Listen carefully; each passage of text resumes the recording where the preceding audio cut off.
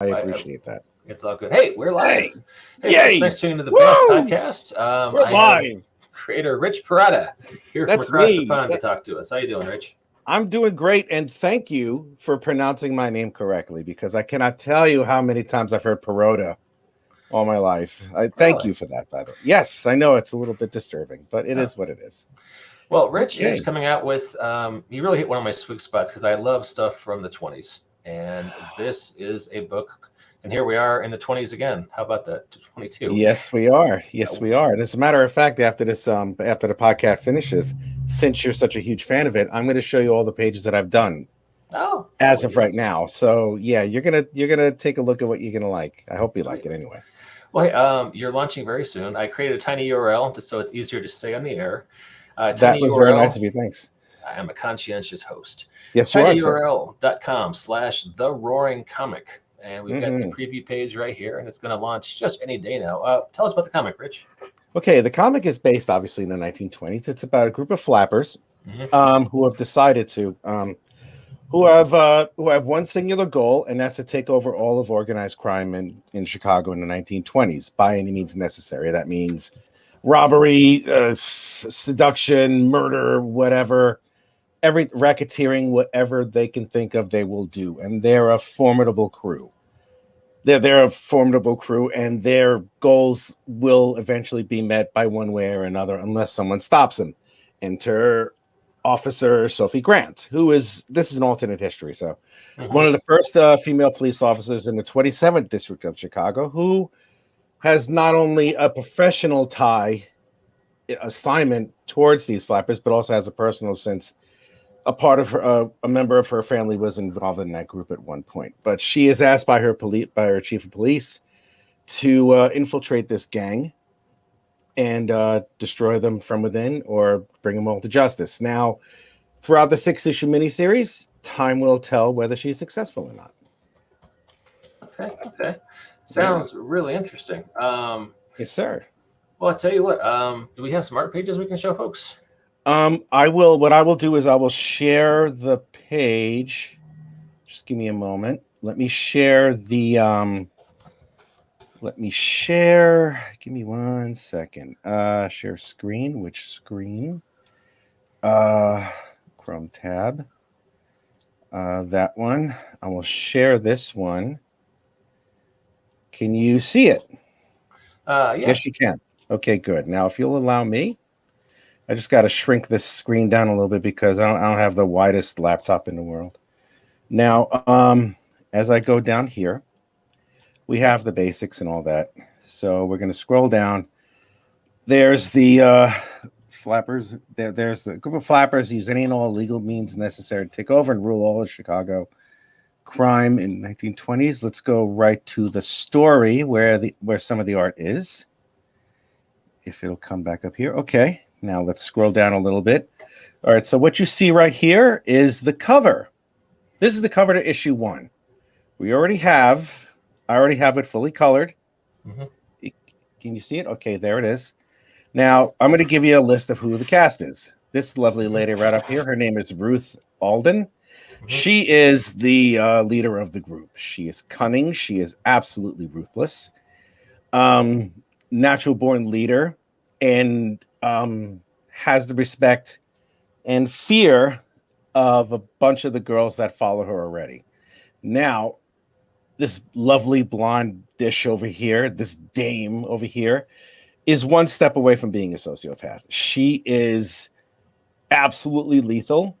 She will kill at the drop of a dime if need be, and then smile while she's doing it, and has absolutely no conscience in whatever comes her way, or if there's something that she wants to do that causes great harm, she's going to do it, and she does not have any compunction whatsoever to do it. And the only person who can rein her in happens to be Ruth because they've been friends since childhood. Now, over here, the lovely lady in the green dress, her name is Ginny Thatcher. I'm sorry, this is Dorothy Barlow. This is Ginny Thatcher right over here. Ginny has a photographic memory, and she is deadly accurate with throwing knives.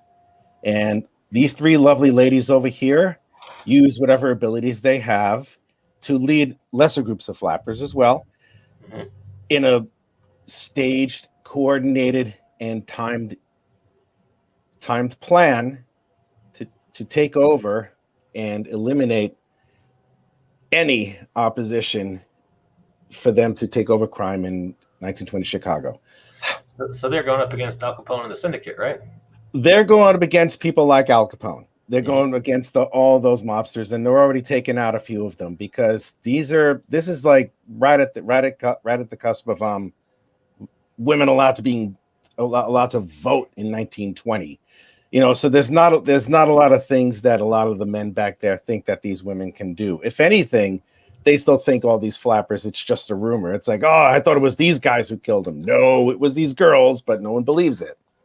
And they use that to their advantage. So they have a pretty decent foothold so far. And they're getting braver, and through the story, they will be getting braver and bolder and more reckless. I mean, I did this because I wanted to write a story where the villains would potentially win, but it doesn't mean it's a happy ending or anything.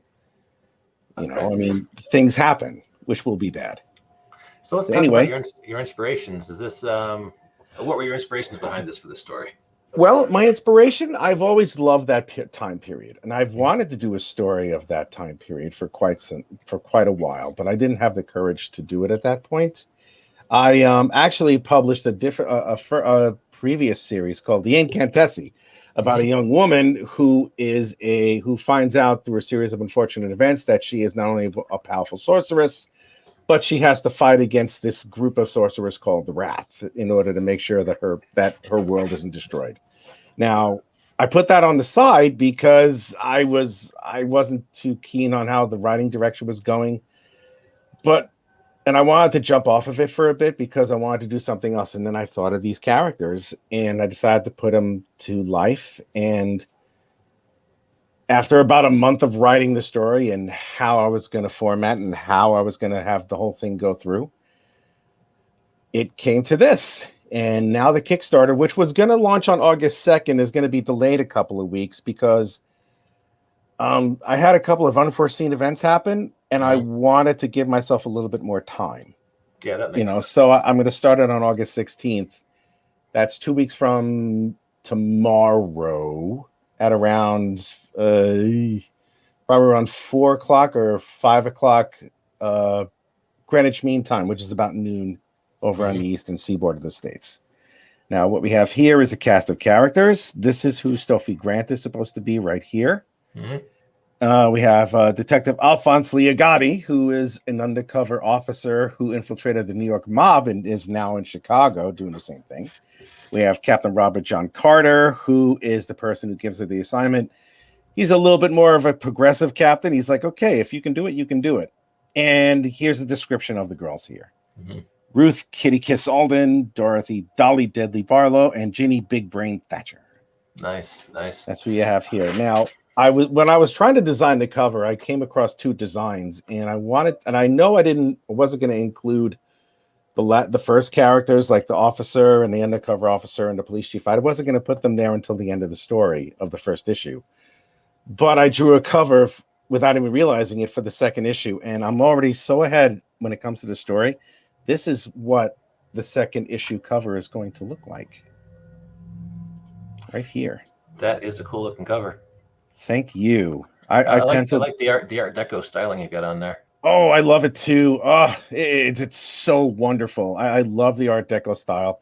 So much design inspiration has come from the 1920s when it came to logos, when it came to layout, all this other stuff. And they didn't have airbrushes back then. They didn't have any type of digital computing or anything. They just relied on whatever they had. And these illustrations that they used for a lot of the posters in the pop culture were just astonishing. Decades ahead of their time. And that's why I fell in love with this decade so quickly, because to me, it was really the birth of pop culture and all this type of pop art and all this other lovely jazz. So yeah, as you can see, it says here on the bottom, it says chapter 2. And what I have over here, along with the first cover that we have, which is all the way up here. There we are. I'm offering 3 different alternate covers over here. And I decided to do an illustration where it's like 3 pieces of artboard right next to each other. So if you get all 3 alternate covers, then they all match, so there's that. So now we have over here, this is some of the interior pages. Right now, they're on the way to the speakeasy and everything. We get an idea of who some of the players are. These guys are a couple of the mobsters, and she's like, this is Ruth, Kitty Kill, whatever. Anytime I think of 20s, I think of Lovecraft Mythos. Cool, man. Thank you. So they arrive at the club, and I don't think I put that page in there. I don't want to put too many pages in there. Okay. I don't want to put too many, but you'll see them all. I'll send them to you after this thing is over. Sweet. Now, obviously, a whole bunch of them are already entrenched there. This is this girl right over here. That's Ginny. Mm-hmm. And this is it's a little bit more adult than the other book that I worked on. I mean, it looks like she's either about to or she's just about to end, that.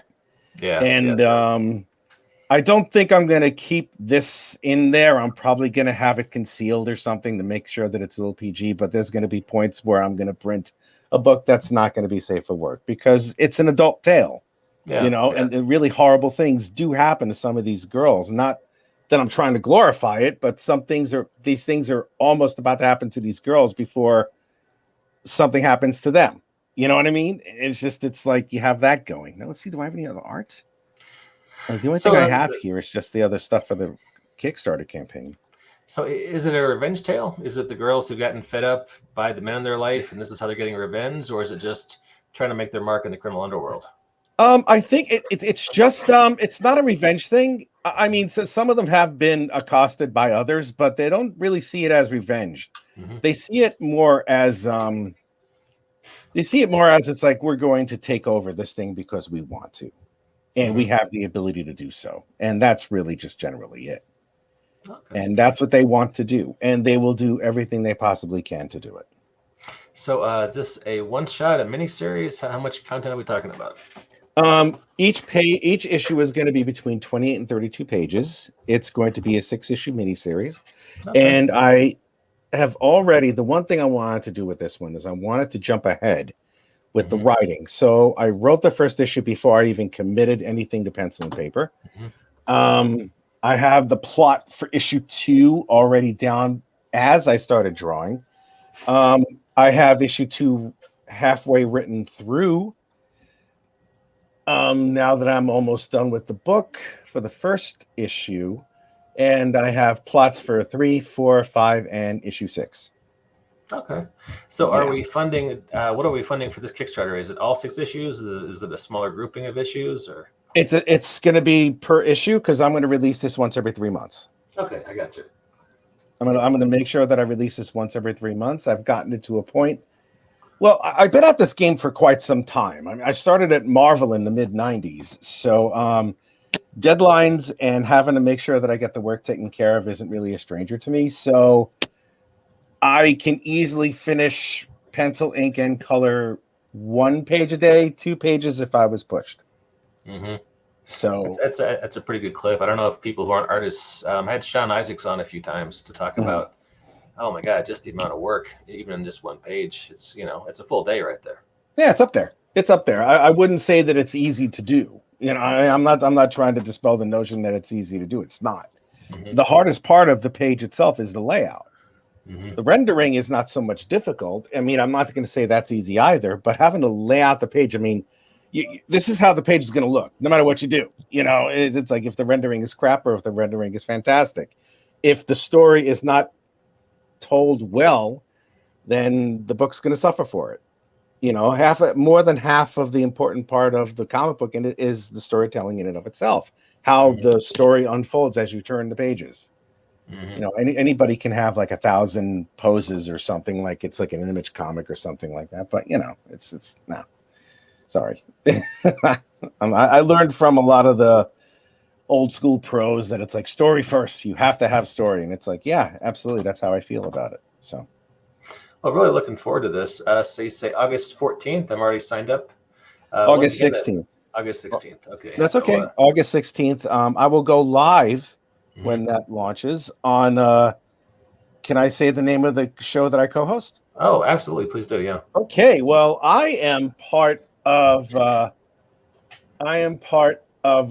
comic relate. I'm part of the Comic Related Madness Studio. I am a co-host with my very good friend Pops Van Zant on the Monday Madness, as well as the Madness Open Draw stream, where I host and I go live drawing, and we invite other artists who are in the independent circuit to draw with us as well.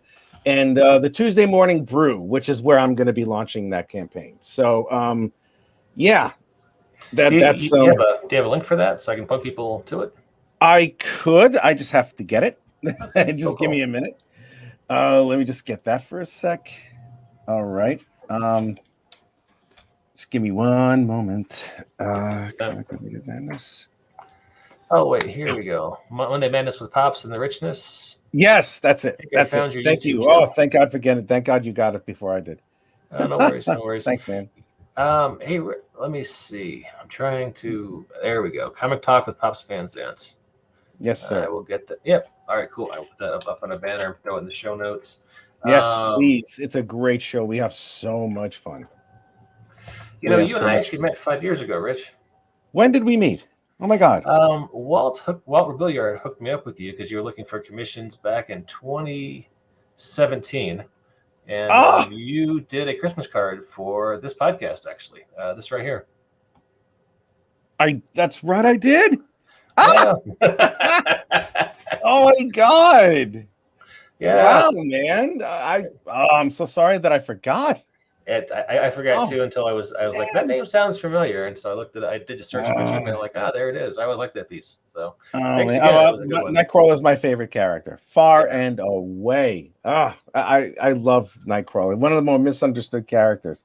Didn't they kill him like 5 or 6 times or something like that? I mean, they already murdered him a bunch of times. And in fairness, 5 or 6 is about average for an X-Men.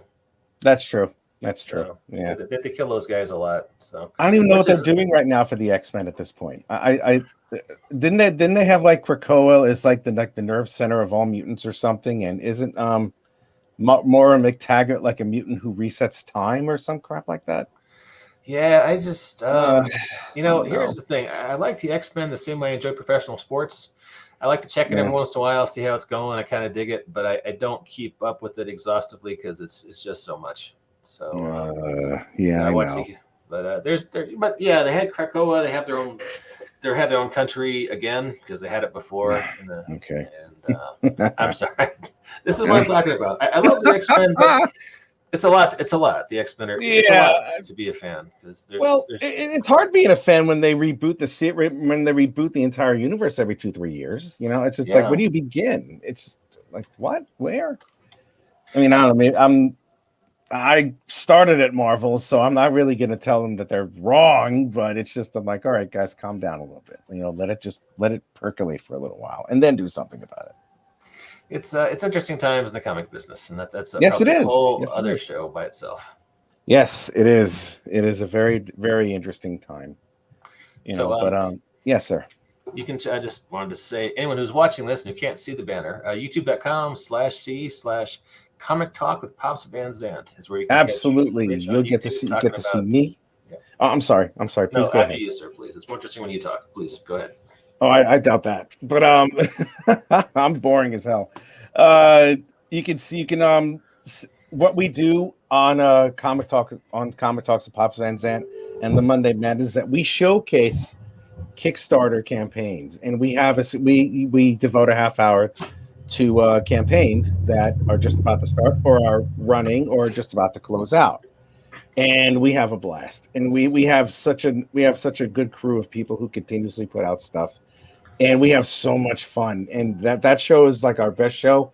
And we also have every once a month, at the end of the month, we have CromCon, where we have an online convention where we have the whole day from 12 o'clock until 12 o'clock noon until 10 o'clock at night, where people will appear, where everyone will appear that wants to appear, and they have a slot during the time. And it's just like the Monday Madness, but it's all day for 2 days straight. It's fantastic. And we have a ladies' night on Friday. That's cool. That's a good idea, actually. It's great. I love it. Pops has been a good friend for the last 2.5, 3 years. He's a great guy. He's a very good friend of mine. Sweet. All right, people, check that out. YouTube, Comic Talk with Pops Van Zant. You can go see Rich doing his thing, live streams, talking comics. And check out The Roaring, kickstarting on the 16th of August. Sign up for the campaign. I'm at 96 now. I wish I finished my graphic before. I would have shown it on this one over here. If we get to 150, if I get to I'm going to say if I get to 150 followers, everyone who backs the campaign, no matter who it is, will get a 5x8 print of a specially drawn print of Dorothy Barlow in a really, really sexy yet deadly dangerous pose, and everyone gets a copy of that for free. Nice. Yeah, I'm going for it. Absolutely. I'm at 96 followers right now. I'm hoping to get at least to 100 by the end of this week. If I get to 150 by the time launch comes around, that would be good. So everybody gets a free print if they want one. Cool. Once again, that is tinyurl.com/The Roaring Comic. You can check it out, get notified when it launches. And this looks like a lot of fun. I can almost see this as like a Netflix series or something. I'm trying not to do any fan casting while looking at the art, but this looks like a whole lot of fun. Wait until I show you the pages. I've already completed up to page 19. Yeah, about 19. Can you?